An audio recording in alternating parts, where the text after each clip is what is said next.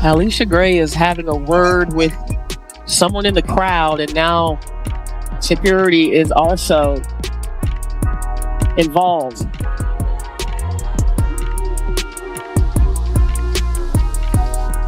Well, looks like that fan is being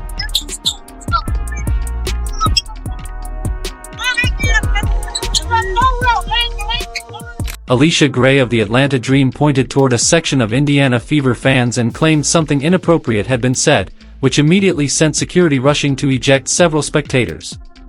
But that entire narrative unraveled almost as quickly as it began once the details failed to align. While Atlanta scrambled to piece together mixed stories, the Fever were too busy making history, ending a years-long playoff drought in front of a deafening home crowd. The contrast couldn't have been sharper. One team was spinning tails, while the other was spinning the scoreboard in their favor. It wasn't just embarrassing for Atlanta, it was the perfect setup for an explosive Game 3.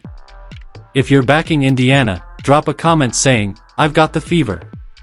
It has become painfully clear that the WNBA doesn't always treat its fans with respect. Time and again, spectators have been tossed out of arenas for trivial reasons.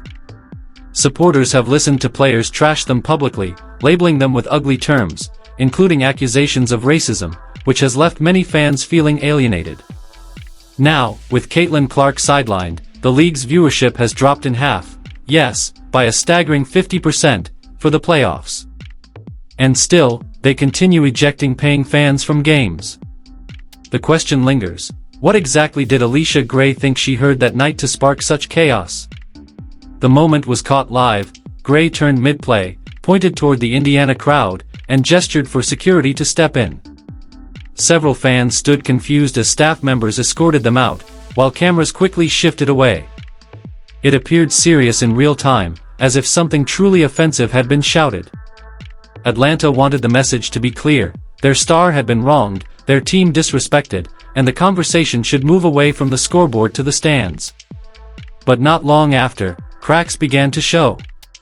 Reports surfaced that after speaking with security, the fans explained themselves, and staff discovered they hadn't said anything inappropriate at all. The couple was even invited back to their seats, which spoke volumes. In reality, Allisha Gray had played poorly that night, and instead of owning it, she seemed to take her frustrations out on fans.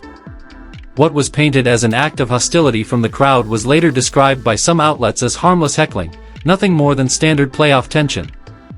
Others tried to hint it might have been personal, but never clarified what was actually said. The contradictions immediately raised eyebrows. If fans are removed during a playoff game, the details should be ironclad and consistent, not muddled and conflicting. Instead, it became clear the story wasn't adding up.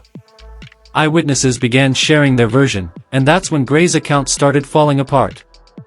One person sitting nearby insisted the fan had simply shouted, "You're good, Lex. She's not even trying anymore." That was encouragement toward Indiana's Lexi Hull, not a jab at Gray.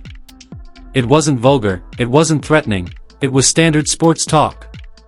Yet that innocuous comment was enough to spark Gray's frustration, her angry reaction, and ultimately the unnecessary removal of fans. For critics, the takeaway was simple: if a professional athlete can't handle such a basic heckle, maybe the problem isn't the fans. The accounts grew clearer. A man in a black hat had directed his words toward Lexi Hull, not Gray, saying she was not even trying anymore. Gray lost her composure, reportedly cursed at him and the people nearby, and signaled for intervention. Those same fans were later let back in after security explained it was merely protocol to give the player a chance to calm down. That alone revealed how minor the situation really was. Serious incidents don't end with a polite apology and a seat wiped clean before inviting fans back. By the end of the night, it looked less like an incident of fan misconduct and more like a professional who couldn't handle the moment. On social media, the fallout spread instantly. Clips of the ejection circulated, the vague accusations picked apart, and post-game discussions highlighted just how flimsy the justification had been. Commentators called it confusing, fans labeled it weak, and by the next morning, the entire situation was widely recognized for what it truly was, an attempt to shift focus away from the Dream's poor play. Allisha Gray had manufactured a distraction, but instead of sympathy, It only made Atlanta look rattled while Indiana looked battle-tested and resilient. That's where the larger picture comes into focus. The Fever weren't concerned with pointing fingers at fans, they were pointing at the scoreboard. And what the scoreboard said was historic. Yet critics hammered home the same message: many WNBA players simply aren't ready for the bright lights. They can't handle big crowds, passionate fans, or the heightened scrutiny that comes with genuine relevance. The truth is, Indiana was without 5 players: Caitlin Clark sidelined for the season, Sophie Cunningham unavailable, Sydney Colson and Chloe Bibby injured, and Ari McDonald unable to play. For most teams, losing that much firepower would sink them. But Indiana responded with sharper execution, hungrier energy, and a stronger connection than the Dream could muster. Think about the stakes. Game 1 had slipped away in Atlanta, meaning Game 2 at Gainbridge Fieldhouse was do or die. It was the Fever's first home playoff game since 2016, back when Tamika Catchings was still suiting up and Stephanie White was drawing up the plays. After nearly a decade of waiting, Indiana finally got postseason basketball back on its home court, only to lose its biggest star in Clark. The pressure was suffocating, but Indiana's response was the opposite of panic. They embraced the moment, and their fans did too. Inside Gainbridge, the atmosphere was electric. Red, now you know, shirts colored the stands, and the noise was deafening.